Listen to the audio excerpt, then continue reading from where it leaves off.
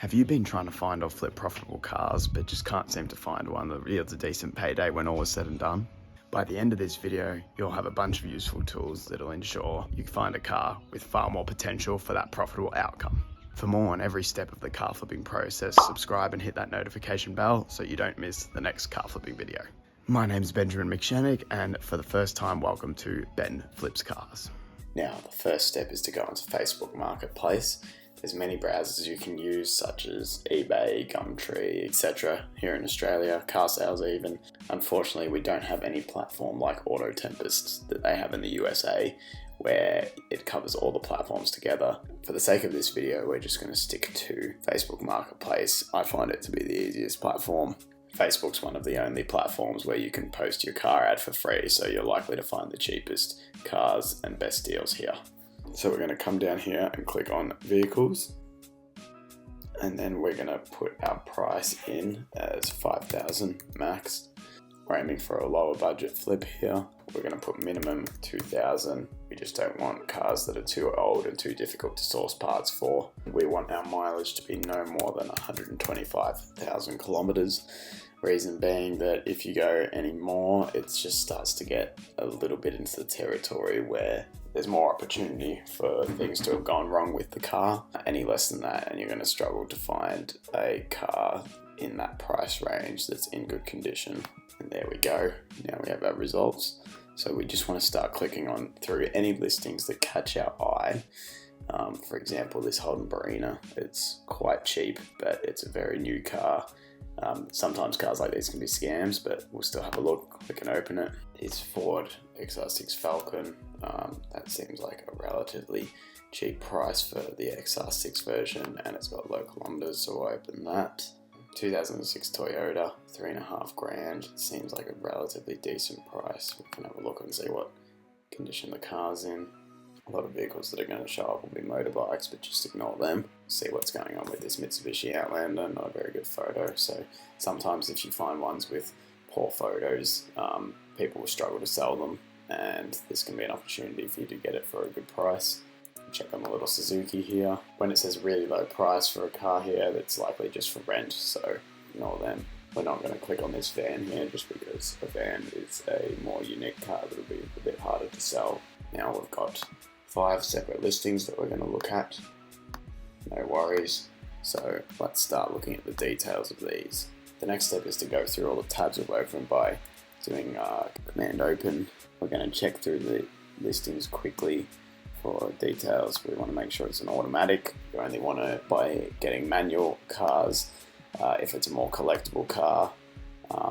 If you're in Europe, I suppose manuals would probably be okay as well because it's much more commonly driven. But here in Australia and in the US, automatic is definitely the preferred transmission type. For more information, call hidden information. So we're not getting much information off that.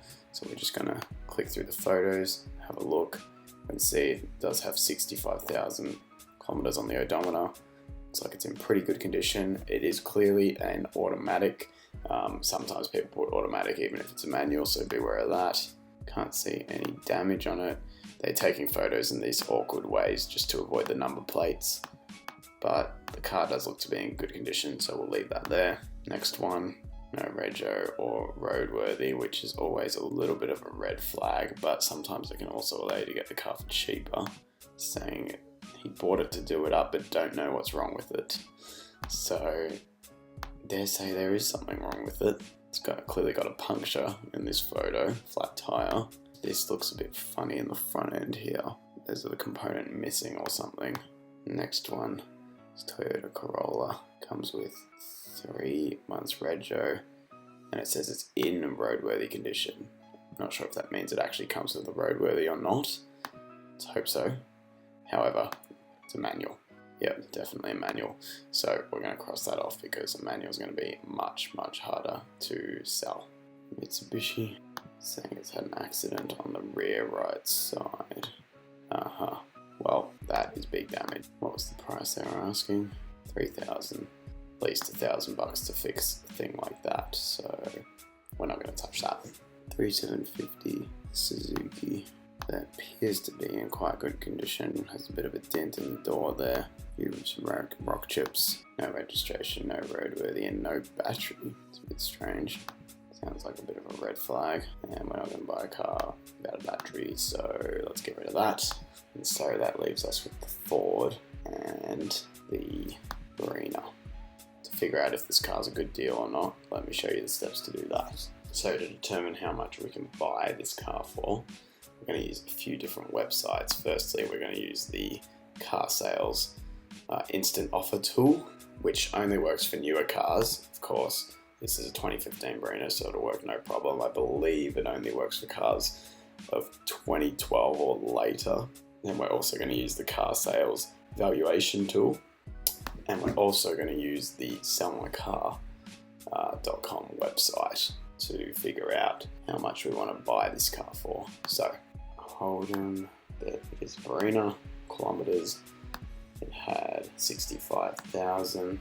Registration, we don't know, so just put NA. Postcode, we're going to put in 3,000, which is Melbourne, the city I live in, and get an instant offer. So the build year was 2015. Automatic. It's a hatch. What badge is it? Now, usually you wouldn't be able to figure this out without all the details of the car, but I believe this photo shows it's the RS version, so that's handy that it shows it in the photo. Click on that, and then we just want to choose which one we think it is. Now, MY means model year. In this case, it's model year 16, but it said it's 2015, so we're going to select the 2015 one, and the other details are identical, so that's the one we'll select. We're going to add the condition to the car. We don't know anything about the service history, so we're going to say partial. The condition of the car, we want to pay, even if it's in average to excellent condition, we want to pay the fair market value or below, because this is going to allow us to account for any hidden issues that come up with the car and allow us to make that profit that we want to make. So we're going to put fair for both the interior and exterior condition. Mechanical, let's just put good, because it makes a big difference if you put poor. We'll just put all components are in order. We don't know if any dash lights are showing, but we're going to put no. Is the car under finance? We'll put no as well. Next. View your instant offer, and bang, we have an instant offer of 9,100 to 10,100. Now we want to jot that down. Next, we're going to use valuations tool. We can type it in for this one, Holden S. Choose the same model, and now we have a new bunch of info. So now we want to add the valuation, which was 8,200 to 10 grand. And finally, we want to go to sell my car. We don't have the rego or the VIN, so we're just going to go select vehicle. Not sure of the fuel, so we'll just leave that, and we're not sure of the variant area, so press next step, and then it'll give us variants to choose from. Now, we saw it was the RS before. There's 2 RS variants, and we're going to choose the 2015 one as we did before. Into the kilometers, it was 65,000 or thereabouts. We'll go partial for the service history and just put no accident history. We'll say it's got 2 set of keys and ignore the other things. Put in your details. Let's see my estimate. So we'll just say 5,800 to 7,000. So we now have some numbers that we can work off here based on these numbers. I'd say ideally we would want to be paying around here, because that's around the middle number here or lower. Or in this case, this was saying only 7,000, so preferably 7,000 is the maximum value you want to pay for the car. Of course, in the ad we were looking at, it was only 4,300, which makes me think there's either something majorly wrong with it or it's some sort of scam. But anyway, for the point of the video, we'll keep moving forward. Do you know of any better way to do car valuations? Let me know in the comments below. Next, we're going to move on to the sell numbers.